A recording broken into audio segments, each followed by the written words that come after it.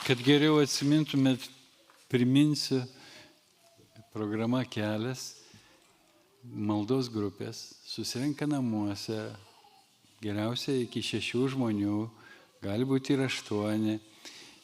Ir išklausę, pradžioj atsigeriam arbatėlės, pasišnekam, pasipasakojam, kaip savaitė praėjo, po to prisijungę per Zoomą išklausom temos, minčių, po to grupelėje pasidalinam, kiekvienas kaip išgirdo, ką suprato.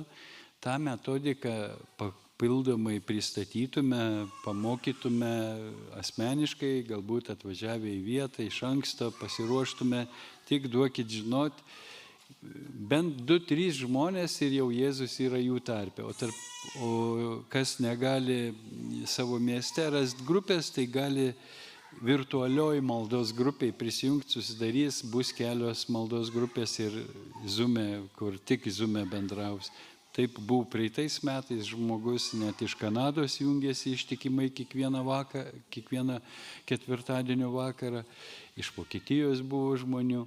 Taigi šiandien, ačiū Dievui, iš tas technologijas, pasidalinę mintimis, žmonės pasimeldžia ir tada išsiskirsto. Tai va, su vyskupu pakalbėjom, pristatėm šitą mūsų patirtį, viešpats laimina per vyskupą, jo pritarimas tam yra. Tai va, galit drąsiai jungtis, išreiškit savo pageidavimą, kreipkitės į Agnę ir Agnė jums padės susirasti arba grupę, pamokys, kaip prisijungti ir visa kita, kad vyktų sklandžiai.